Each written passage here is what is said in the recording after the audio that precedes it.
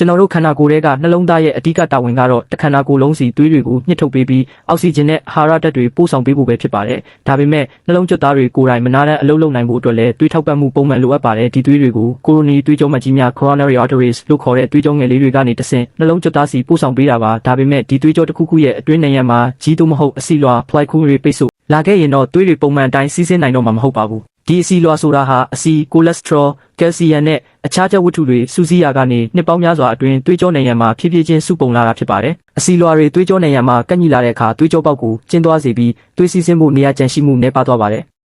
ဒီလိုအခြေအနေမှာပင်ပန်းတဲ့လေ့ကျင့်ခန်းတွေပြင်းပြင်းထန်ထန်လှုပ်ဆောင်တဲ့အခါနှလုံးကပုံမမြန်ဆန်စွာခုန်နေလာပြီးကျဉ်းမြောင်းနေတဲ့သွေးကြောတွေကနေသွေးတွေကိုပုံမပြင်းထန်စွာညှစ်ထုတ်ရပါတယ်။ဒီလိုဖိအားပြင်းထန်မှုအောက်မှာအဆီလွှာတွေပေါက်ထွက်သွားပြီးသွေးကြောအတွင်းနံရံကိုစုပ်ပြဲသွားစေနိုင်ပါတယ်။ဒီအခါခန္ဓာကိုယ်ကဒဏ်ရာရရှိသွားသလိုတုံ့ပြန်လိုက်ပြီးစုပ်ပြဲသွားတဲ့ဒဏ်ရာကိုပိတ်ဆို့ဖို့အတွက်သွေးခဲ blood clot တွေကိုအလင်းမြန်စုစည်းလိုက်ပါတယ်။ဒါပေမဲ့ဒီသွေးခဲဟာပြဿနာကိုမဖြေရှင်းနိုင်ပဲမူလကတည်းကကျဉ်းမြောင်းနေတဲ့သွေးကြောကိုလုံးဝပိတ်ဆို့သွားစေပါတယ်။ဒီလိုဖြစ်သွားပြီဆိုရင်တော့နှလုံးကြွက်သားရဲ့အစိတ်ပိုင်းအချို့စီသွေးစီးဆင်းမှုလုံးဝပြတ်တောက်သွားပါတော့တယ်။သွေးစီးဆင်းမှုမရှိတော့တဲ့အတွက်နှလုံးကြွက်သားဆဲတွေဟာလိုအပ်တဲ့အောက်ဆီဂျင်ကိုမရရှိတော့ဘဲစတင်သေဆုံးလာကြပါတယ်။ဒါကိုပဲနှလုံးဖောက်ခြင်း heart attack လို့ခေါ်ဆိုတာပါ။အဲ့ဒီအချိန်မှာခံစားရတဲ့နာကျင်မှုဟာမခံမရပ်နိုင်အောင်ပြင်းထန်လေးရှိပြီးရင်ဘတ်ထဲမှာတစ်ခုခုကအပြင်း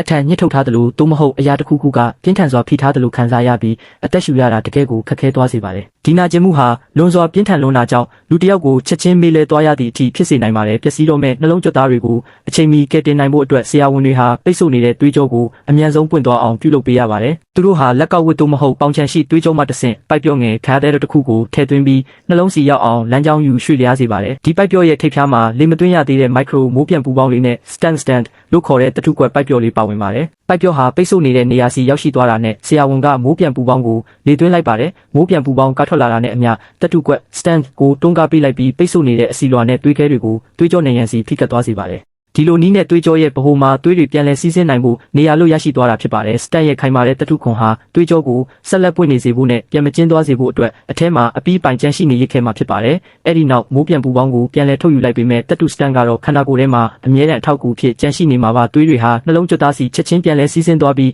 အောက်ဆီဂျင်ပြတ်လတ်နေတဲ့တ िश တွေစီအောက်ဆီဂျင်ပြန်ရောက်ရှိသွားတာကြောင့်သေဆုံးခါနီးဆဲတွေကိုအချိန်မီကယ်တင်နိုင်ခဲ့ပါတယ်။သွေးကြောကိုအမြန်ဆုံးပွင့်အောင်လှုပ်ဆောင်နိုင်လေနှလုံးကြွက်သားတွေပုံမရှင်တန်ကြံရစ်လေပါပဲ။ဒါကြောင့် stand ကိုအမြန်ဆုံးထည့်သွင်းကုသခြင်းဟာကုသခက်ခဲတဲ့ရေရှည်ထိခိုက်မှုနဲ့ပုံမှန်ပြန်လည်ကျန်းမာလာခြင်းတို့အကြားအရေးကြီးဆုံးစီးတစ်ကြောင်းဖြစ်ပါတယ်။နှလုံးသွေးကြောပိတ်ဆို့ခြင်းနဲ့နှလုံးဖောက်ခြင်းဟာစက္ကန့်ပိုင်းအတွင်းအသက်အန္တရာယ်ပေးနိုင်ပါတယ်။ရင်ဘတ်အောင်ခြင်းအသက်ရှူကျက်ခြင်းလက္ခဏာများခံစားရပါကဆေးရုံဆရာဝန်များထံအမြန်ဆုံးပြသကုသမှုခံယူပါ။ဒီဗီဒီယိုလေးကနေဗဟုသုတတစ်ခုခုရရှိသွားတယ်ဆိုရင် like ပေးခဲ့ဖို့မမေ့ပါနဲ့နောက်ထပ်နေ့စဉ်ကျန်းမာရေးသတိပြုစရာလေးတွေကိုသိရှိနိုင်ဖို့ကျွန်တော်တို့ဒီ channel ကို subscribe လုပ်ထားပေးကြပါဦး။သင်ရဲ့မိတ်ဆွေတွေစီလည်းမျှဝေပေးခဲ့ပါဦးနော်။